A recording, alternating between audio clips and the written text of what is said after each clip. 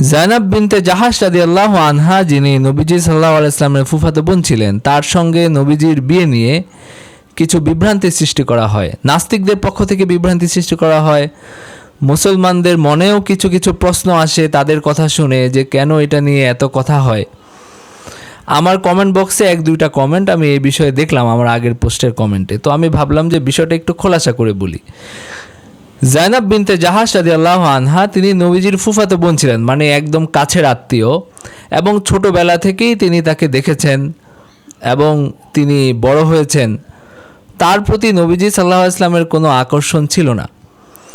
যদি তার প্রতি আকর্ষণ থাকতো তিনি তাকে বিয়ের প্রস্তাব দিতেন, তাকে তিনি বিয়ে করে নিতেন, এবং জায়নাব বিনতে জাহাশ খুব খুশি হতেন যদি নবীজি সাল্লাল্লাহু আলাইহি ওয়াসাল্লাম তাকে বিয়ের প্রস্তাব দিতেন, এবং তিনি এটা আশাও করেছিলেন আগে। কিন্তু নবীজি সাল্লাল্লাহু আলাইহি ওয়াসাল্লাম তার প্রতি সেই রকম কোনো আকর্ষণ তার ছিল না দেখে তিনি তাকে জায়েদ, তার যে পালক পুত্র বা আজাদকৃত গোলাম জায়েদ, তার সাথে তিনি তাকে বিয়ে করালেন।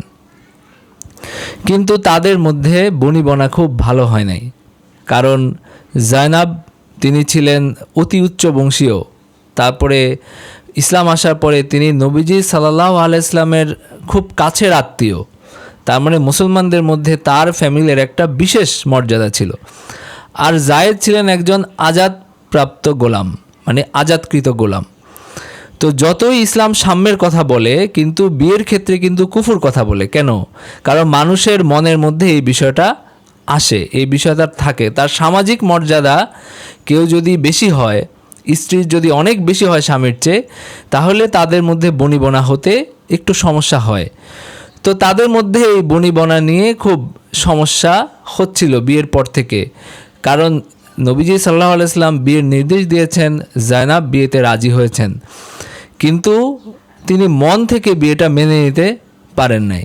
তিনি ভাবছেন যে নবীজি সাল্লাল্লাহু আলাইহি ওয়াসাল্লাম হয়তো নিজের জন্য প্রস্তাব দিবেন, কিন্তু তিনি যেহেতু ফয়সালা করেছেন জায়েদের সাথে তার বিয়ের, এবং নবীজি যেখানে বলছেন সেখানে তিনি আর তার কথার উপরে কোনো কথা বলেন নাই, কিন্তু মন থেকে তিনি এটা পছন্দ করতে পারেন নাই, যে কারণে তাদের মধ্যে বনিবনা হয় না একদম প্রথম থেকে, এবং বারবার এটা নিয়ে তাদের মধ্যে সমস্যা হতো।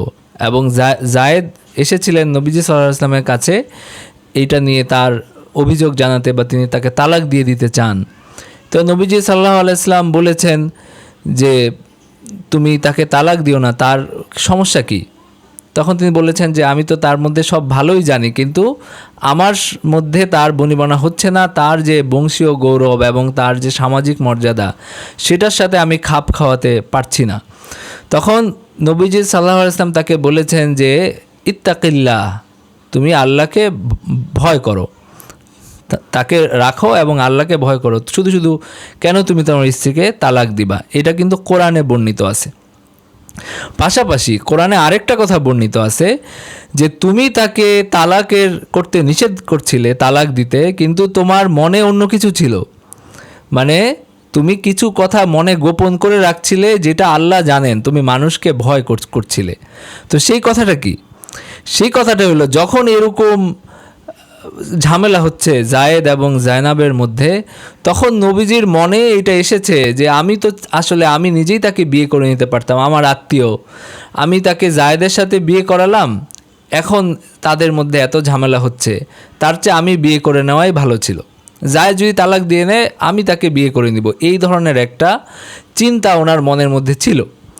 কিন্তু তিনি ভয় পাচ্ছিলেন যে আমি জায়েদের সাথে তাকে বিয়ে করিয়েছি, জায়েদ আমার পালক পুত্র, জাহিলি যুগ থেকে যে রেওয়াজ ছিল সেই রেওয়াজ অনুযায়ী জায়েদ আমার পালক পুত্র, তো তার স্ত্রীকে আমি কিভাবে বিয়ে করি, এইটা তার মধ্যে একটু দ্বিধাদ্বন্দ্ব ছিল যে এটা তো আসলে হওয়া উচিত না, মানুষ নানান কথা বলা বলি করবে।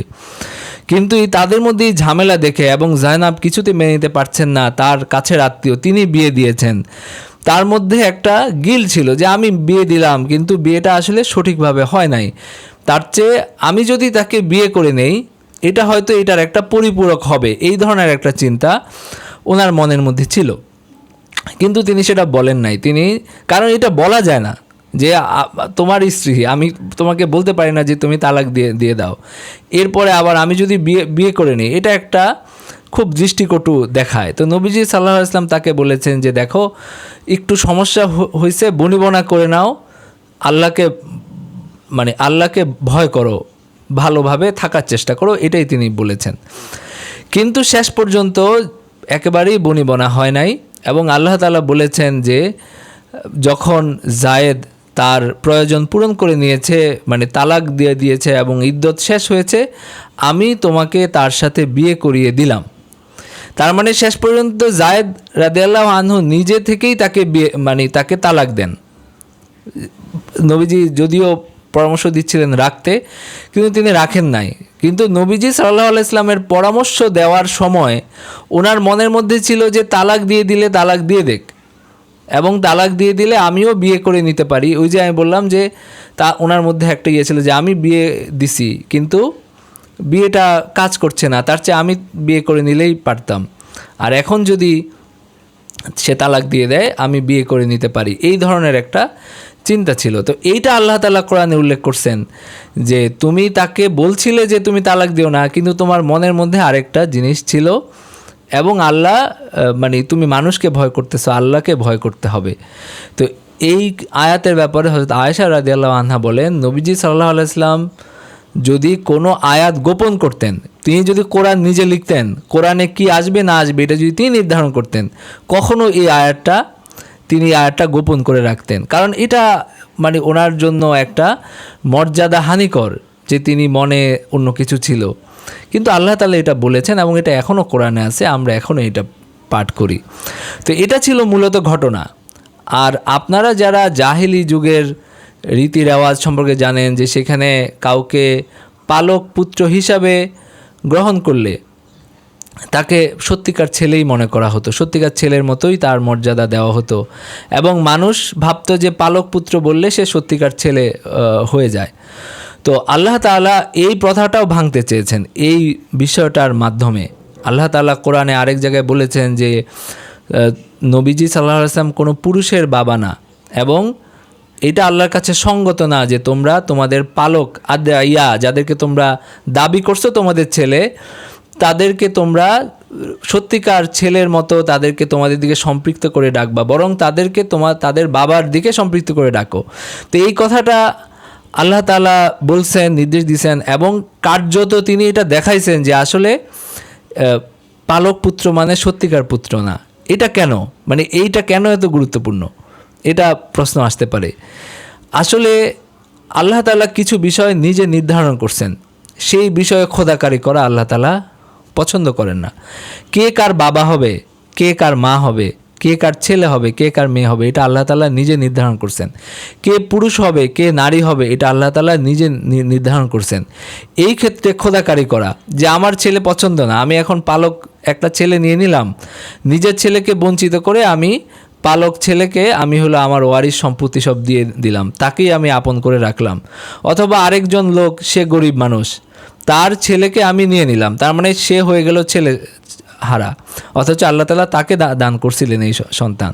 তো এইভাবে আল্লাহ তাআলা যেটা নির্ধারণ করছেন সেখানে পরিবর্তন করা, এটা আল্লাহ তাআলা পছন্দ করেন নাই, এবং এটা নির্দেশ দিয়েছেন যে তোমরা যেন পালক পুত্রদেরকে নিজের ছেলে মনে না করো। এবং এই বাস্তবে একটা ঘটনাও ঘটিয়েছেন যেন এই বিষয়টা পুরোপুরি মানুষের মধ্য থেকে দূর হয়ে যায়। এটা কোরআনেও আছে এই প্রসঙ্গে যে আল্লাহ তাআলা চাইছেন যেন মুমিনদের মধ্যে নিজের ছেলে পালক ছেলে, যাদেরকে ছেলে দাবি করা হয়, তাদের স্ত্রীদের বিয়ে করার ক্ষেত্রে যেন কোনো হরজ না থাকে। এই বিষয়ক যে আবহটা আছে, এই বিষয়ক যে ধ্যান ধারণা জাহিলি যুগ থেকে যে মানুষের মধ্যে প্রচলনটা আছে, এটা যেন পুরোপুরি দূর হয়ে যায়। এটাও আল্লাহ তাআলার একটা উদ্দেশ্য ছিল এই ঘটনাটা ঘটানোর ইয়েতে। কিন্তু যেটা বর্ণনা করা হয়, যেটা দাবি করা হয় যে তিনি হঠাৎ করে তাকে দেখে আকর্ষিত হয়েছেন, এরপরে তিনি জায়েদকে দিয়ে চাপ প্রয়োগ করে তাকে তালাক দিয়েছেন, এইটার আসলে আপনারা ইতিহাসে দেখবেন যে এটার কোনো রকম বাস্তবতা নাই। যেখানে নবীজি সাল্লাল্লাহু আলাইহি ওয়াসাল্লামের সামনে তাকে আগেও বিয়ে করার সুযোগ ছিল, পরেও তার চেয়ে আরও অনেক সুন্দরী নারীদেরকে বিয়ে করার সুযোগ ছিল, তো সেখানে কেন তিনি আরেকজন তার সাহাবী তার স্ত্রী তার দিকে একেবারে এত আকর্ষিত হয়ে যাবেন যে তাকে একেবারে তালাক দেওয়ার জন্য চাপ দিবেন, এরকম যেগুলো বলা হয় এগুলো আসলে কোনো রকম বাস্তবতা নাই। কিন্তু ইসলামে এই ধরনের কিছু দ্বিধাদ্বন্দ্ব, এই ধরনের কিছু সন্দেহ, এটা আল্লাহ তাআলার ইচ্ছাই তৈরি হয়ে আছে যেন মানুষের মধ্যে পরীক্ষাটা হয়, কারা সত্য অনুসন্ধান করে সত্য বিষয়টা বুঝে নিতে পারে, কারা এগুলোর পিছনে পড়ে, এই সমস্ত বক্রতার পিছনে পড়ে কারা পথভ্রষ্ট হয়। কারণ দুনিয়া তো আসলে পরীক্ষার জায়গা। তো এইখানে এই যে ইসলামের ব্যাপারে কিছু সন্দেহ তোলার অবকাশ যে তৈরি হয়, এটাও আল্লাহ তাআলারই নির্ধারণ করা। তো আল্লাহ তাআলা আমাদের সবাইকে সঠিক বিষয়টা বুঝার এবং হেদায়েতের উপর থাকার তৌফিক দান করুন, আমিন।